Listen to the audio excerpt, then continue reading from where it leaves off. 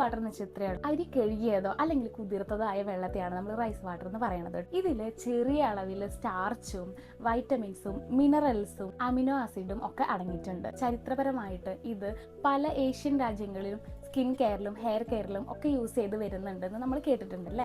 പക്ഷേ ഇന്ന് പ്രചരിക്കുന്ന ഈ വക കാര്യങ്ങൾക്കൊക്കെ സയന്റിഫിക്കലി എന്തെങ്കിലും തെളിവുണ്ടോ? അങ്ങനെയുള്ള തെളിവുകളൊന്നും ഇല്ല കേട്ടോ. അടുത്തായിട്ട് നമുക്ക് റൈസ് വാട്ടർ യൂസ് ചെയ്യുന്നതിൻ്റെ ഗുണങ്ങൾ, ബെനിഫിറ്റ്സ് എന്തൊക്കെയാണെന്ന് നോക്കാം.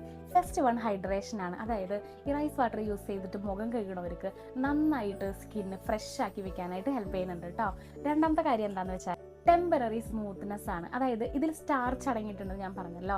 അതുകൊണ്ട് തന്നെ അത് നമ്മുടെ സ്കിന്നിൽ കുറച്ച് നേരം വെച്ച് കഴിഞ്ഞാൽ കുറച്ച് നേരത്തേക്ക് മാത്രം മുഖം ഭയങ്കര മിനുസായിട്ട് തോന്നും, ഭയങ്കര സ്മൂത്തായിട്ട് തോന്നും കേട്ടോ.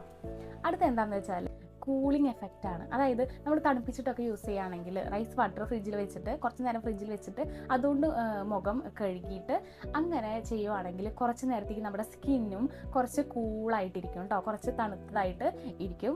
അടുത്തത് എന്താണെന്ന് വെച്ചാൽ ജെന്റിൽ കെയർ ആണ്. അതായത് എല്ലാവർക്കും റിസൾട്ട് കിട്ടണമെന്നുണ്ടോ? അങ്ങനെ ഇല്ല അല്ലേ. അപ്പോൾ ചിലർക്കൊന്നും മാറ്റം അനുഭവപ്പെടാതിരിക്കാൻ. അപ്പോൾ അതൊക്കെയാണ് റൈസ് വാട്ടറിന്റെ ഗുണങ്ങൾ എന്ന് പറയുന്നത്. അടുത്തതായി ഈ റൈസ് വാട്ടർ എങ്ങനെ ഉണ്ടാക്കാൻ നോക്കാം അല്ലേ. നമുക്ക് ഒരു കപ്പ് അരി എടുക്കുക, എന്നിട്ട് നന്നായി കഴുകി വൃത്തിയാക്കാം കേട്ടോ. ഒരു 3-4 പ്രാവശ്യം നന്നായി കഴുകിക്കോ.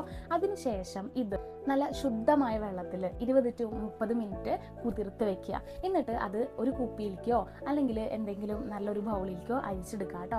അതിനുശേഷം നമുക്കത് ഫ്രിഡ്ജിൽ സ്റ്റോർ ചെയ്യാം. ഫ്രിഡ്ജിൽ സ്റ്റോർ ചെയ്യുമ്പോൾ നിങ്ങൾ ശ്രദ്ധിക്കുക, 1-2 ദിവസത്തിനുള്ളിൽ അത് യൂസ് ചെയ്ത് തീർക്കുക.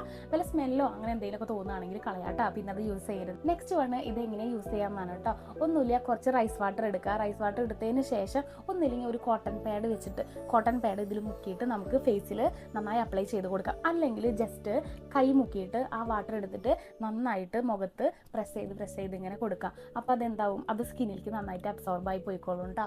ഇങ്ങനെയാണ് ഇത് അപ്ലൈ ചെയ്യുന്ന രീതി എന്ന് പറയുന്നത്. ഇങ്ങനെ അപ്ലൈ ചെയ്തതിന് ശേഷം നമുക്ക് എന്ത് ചെയ്യാം, ഒരു 5 മിനിറ്റോ അല്ലെങ്കിൽ 5 to 10 മിനിറ്റോ സ്കിന്നിൽ വെക്കാം. അതിനുശേഷം നോർമൽ വാട്ടറിൽ നമുക്ക് കഴുകി കളയാം കേട്ടോ. എപ്പോഴും പറയുന്ന പോലെ ആഴ്ചയിൽ 2 ദിവസം